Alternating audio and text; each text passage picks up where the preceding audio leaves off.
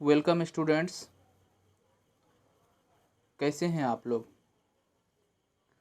आज हम लोग 12th के फर्स्ट यूनिट में तीसरे अध्याय का वस्तुनिष्ठ प्रश्न का अध्ययन करेंगे। तो आइए चलते हैं, हम लोग ऑब्जेक्टिव प्रश्न को देखते हैं।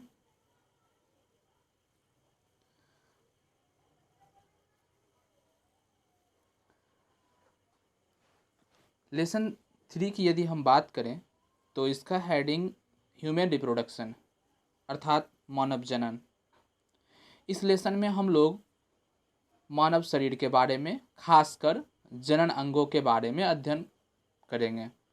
तो हम लोग देखते हैं ऑब्जेक्टिव को। लेसन 3 का पहला ऑब्जेक्टिव है, महिला में कौन सा क्रोमोसोम होता है, अर्थात महिला में कौन सा गुणसूत्र पाया जाता है। तो महिला में XX गुणसूत्र पाया जाता है, अर्थात एक का आंसर सी। क्वेश्चन नंबर 2, पुरुष में कौन सा क्रोमोसोम अर्थात पुरुष में कौन सा गुणसूत्र पाया जाता है।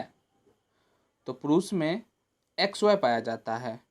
आप लोग क्लास 10th में भी पढ़े होंगे कि महिला में XX गुणसूत्र एवं पुरुष में XY गुणसूत्र पाया जाता है, और यही क्रोमोसोम बच्चों में लिंग निर्धारण में सहायक होता है। ये हम लोग देखते हैं क्वेश्चन नंबर 3।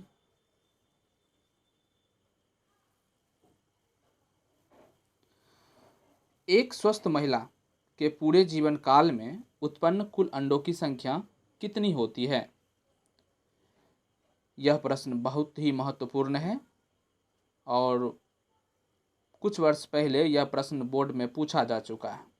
अर्थात एक स्वस्थ महिला अपने पूरे जीवन काल में कितने अंडाणुओं की उत्पत्ति करती है। तो इसका आंसर होगा बी, 400। अर्थात एक महिला अपने पूरे जीवन काल में 400 अंडों की उत्पत्ति करती है। आइए हम लोग देखते हैं अगला क्वेश्चन। क्वेश्चन नंबर 4, सर्टोली कोशिकाओं का नियमन कौन से पिट्यूटरी हार्मोन से होता है। आप लोग पहले पढ़े होंगे सर्टोली कोशिका कहाँ पाई जाती है, तो यह वृषण में पाई जाती है। तो यहाँ जो प्रश्न पूछ रहा है वो प्रश्न है, सर्टोली कोशिकाओं का नियमन कौन से पिट्यूटरी हार्मोन से होता है। तो इसका आंसर हो जाएगा ए, FSH। इसका आंसर ए हो जाएगा। अगला क्वेश्चन देखते हैं हम लोग, नर तथा मादा युग्मक के मिलने से क्या बनता है।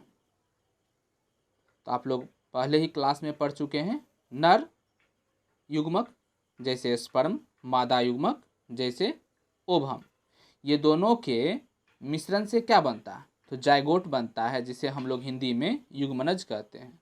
अर्थात इसका आंसर ए, युग्मनज। आइए अगला क्वेश्चन देखते हैं। क्वेश्चन नंबर 6, नर हार्मोन की उत्पत्ति कहाँ से होती है। अर्थात नर हार्मोन की उत्पत्ति कहाँ होती है। तो नर हार्मोन की उत्पत्ति वृषण में होती है। वृषण में ही स्पर्म का निर्माण होता है। अगला क्वेश्चन, शुक्राणु जनन की क्रिया कितने अवस्थाओं में होती है। इसका आंसर हो जाएगा सी, शुक्राणु जनन की क्रिया 3 अवस्थाओं में होती है। क्वेश्चन नंबर 8, मैथुन क्रिया के द्वारा पुरुष द्वारा स्खलित शुक्राणुओं की संख्या कितनी होती है। तो हम लोग चूँकि बायोलॉजी का अध्ययन कर रहे हैं, तो इसमें हम लोग खास करके लेसन 3 मानव जनन की विशेषताओं को हम लोग जानेंगे। इसमें बताया जा रहा है कि सेक्स के दौरान अर्थात जनन की क्रिया के दौरान पुरुष के लिंग से जो स्पर्म स्खलित होता है, अर्थात जो स्पर्म शरीर से बाहर आता है, उसकी संख्या कितनी होती है। तो इसका आंसर हो जाएगा डी, 20 से 30 करोड़। अगला प्रश्न देखते हैं हम लोग, परिपक्व मादा युग्मक के बनने की प्रक्रिया को क्या कहते हैं। अर्थात मैच्योर फीमेल गैमिट जो बनता है उस क्रिया को क्या कहते हैं। इसका आंसर हो जाएगा डी, अंडजनन। अगला क्वेश्चन, 200 शुक्राणुओं के निर्माण के लिए कितने स्पर्मेटोसाइट्स की जरूरत होती है? तो चूंकि यहाँ सेकेंडरी स्पर्मेटोसाइट्स की बात हो रही है तो यहाँ 100 यानी 100 स्पर्म्स के लिए जरूरी होगी। चलिए बीच में ये थैंक यू का भी ऐड आ गया। आगे बढ़ते हम लोग। नेक्स्ट क्वेश्चन, गर्भाशय का भीतरी स्तर क्या कहलाता है? अर्थात गर्भ का जो अंदर का भाग होता है उसे क्या कहते हैं? तो उसे एंड्रोमिट्रियम कहते हैं। अगला क्वेश्चन, आनुवांशिक कूट में कितने कूट होते हैं? यह बहुत ही महत्वपूर्ण प्रश्न है और कई बार परीक्षा में आ चुका है। आनुवांशिक कूट में कितना कूट होता है? 64। याद रखिएगा 64। अगला क्वेश्चन है, लेडिंग कोशिकाएं कहाँ पाई जाती है? तो लेडिंग कोशिकाएं वृषण में पाई जाती है और आप लोग पहले भी जान चुके हैं कि लेडिंग कोशिका और सर्टोली कोशिका दोनों वृषण में ही पाई जाती है। चलिए हम लोग अगला क्वेश्चन देखते हैं। वुम्ब, WOMB, वुम्ब किसे कहते हैं? तो यह गर्भाशय का एक भाग होता है जिसे साधारण भाषा में बच्चेदानी भी कहा जाता है। अगला क्वेश्चन हम लोग देखते हैं, प्रोस्टेट ग्रंथि कहाँ उपस्थित होती है? प्रोस्टेट ग्रंथि, जिसे हम लोग पुरस्थ ग्रंथि भी कहते हैं, जो स्टूडेंट लक्ष्य बायोलॉजी क्लास में पढ़ रहे होंगे और कंटिन्यू क्लास कर रहे होंगे उन्हें पहले से ही ये पढ़ाया जा चुका है। प्रोस्टेट ग्रंथि यानी पुरस्थ ग्रंथि किस भाग में उपस्थित होता है? तो यह मूत्र मार्ग के चारों ओर, अर्थात यह पुरुष के नर जनन अंग का आंतरिक भाग है। अगला क्वेश्चन, कोशिकीय अवस्था में भ्रूण क्या कहलाता है? अर्थात जब शुक्राणु और अंडाणु का मिश्रण होता है और युग्मनज बनता है, युग्मनज बनने के दौरान तो कोशिकीय अवस्था में भ्रूण क्या कहलाता है? कोशिकीय अवस्था में भ्रूण मॉडुला कहलाता है। चलिए अगला प्रश्न देखते हैं हम लोग।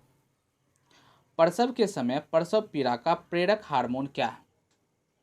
यहाँ हम लोग समझेंगे प्रसव पीड़ा अर्थात जब शिशु का जन्म हो रहा होता है तो माता के शरीर में एक विशेष प्रकार का पीड़ा अर्थात दर्द होता है जो मुख्य रूप से ऑक्सीटोसिन नामक हार्मोन के कारण उत्पन्न होता है। तो हम लोग अगला प्रश्न देखते हैं, शुक्राणुओं का निर्माण कहाँ होता है? तो शुक्राणुओं का निर्माण वृषण अर्थात टेस्टिस में होता है। अगला प्रश्न हम लोग देखेंगे, स्त्रियों में अंडाणु बनना किस आयु में बंद हो जाता है? यह प्रश्न भी अत्यंत महत्वपूर्ण है। अर्थात स्त्रियों में अंडाणु बनना 50 अर्थात 45 से 50 वर्ष में बंद हो जाता है। कुल मिलाकर देखा जाए तो जब स्त्री में सर्वप्रथम अंडाणु बनता है तो यह क्रिया रजोदर्शन कहलाती है और यह जब रुक जाती है अर्थात बंद हो जाती है तो यह रजनोवृत्ति कहलाती है। और देखा जाए तो स्त्रियों में यह 13 से 15 वर्ष की अवस्था से शुरू होकर 45 से 50 वर्ष की अवस्था तक चलता है। उसके बाद यह क्रिया अर्थात मासिक चक्र की क्रिया रुक जाती है अर्थात बंद हो जाती है। जबकि पुरुषों में देखा जाए तो पुरुषों में यह क्रिया जीवन के अंतिम काल तक चलते रहता है अर्थात उसमें शुक्राणुजनन की क्रिया जीवन काल तक होते रहती है। अब हम लोग अगला प्रश्न देखेंगे, अंडोत्सर्जन की क्रिया किसके प्रभाव से होती है? अर्थात जो ओवुलेशन का प्रोसेस होता है वह किसके इफेक्ट डालने से होता है? तो वो LH के वजह से होता है। यह एक हार्मोन है और इस हार्मोन के वजह से अंडोत्सर्जन की क्रिया प्रारंभ होती है। अगला प्रश्न, मासिक चक्र के दौरान किस दिन अंडोत्सर्जन होता है? यह बहुत महत्वपूर्ण प्रश्न है और इसे व्यक्तिगत रूप से भी समझना आवश्यक है। मासिक चक्र के दौरान किस दिन अंडोत्सर्जन होता है? अर्थात देखा जाए तो मासिक चक्र के कितने दिनों के पश्चात गर्भधारण की क्षमता अर्थात प्रेगनेंसी की टाइमिंग बढ़ जाती है? तो वो 12 से 14वें दिन। अगला प्रश्न, शिशु के लिंग का निर्धारण किसके द्वारा होता है? तो शिशु के लिंग का निर्धारण उसके पिता के द्वारा होता है। चूंकि पुरुष के शरीर में XY गुणसूत्र पाया जाता है जबकि महिला में XX। जहाँ तक देखा जाए हमारे समाज में यह पुत्र व पुत्री अर्थात बेटा व बेटी और बार बार बेटी होने का दोष जो है वो महिलाओं को दिया जाता है, जबकि ऐसा नहीं है। लिंग का निर्धारण पुरुष अर्थात पिता के द्वारा होता है। अगला प्रश्न, मादा में पाई जाने वाली क्लाइटोरस का समजात अंग क्या है? समजात अंग अर्थात समान जाति का अंग। तो ये जो क्लाइटोरस होता है यह फीमेल में पाया जाता है। ये जो है सीसन के बराबर होता है, अर्थात पुरुषों का सीसन व महिलाओं का क्लाइटोरस, ये दोनों समजात अंग हैं। अगला प्रश्न, मानव में स्वगर्भता, यहाँ मिस्टेक है, लिखावट में गलती है, आप लोग स्वगर्भता लिखेंगे। मानव में स्वगर्भता की अवधि कितनी होती है, अर्थात गर्भ की अवधि कितनी होती है? तो यह 9 महीने या 270 दिन की होती है। अगला प्रश्न, जिब्रेलिन क्या है?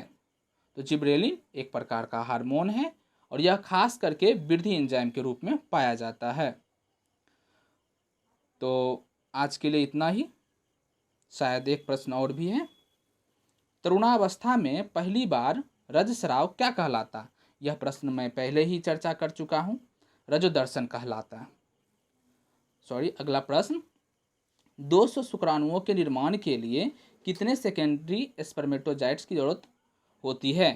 तो यहाँ सेकेंडरी की बात है तो 2n अर्थात 100। तो वीडियो देखने के लिए धन्यवाद। और यह लक्ष्य बायोलॉजी क्लास के कुछ स्टूडेंट्स हैं जिसकी स्मृति इस पे डाली गई है।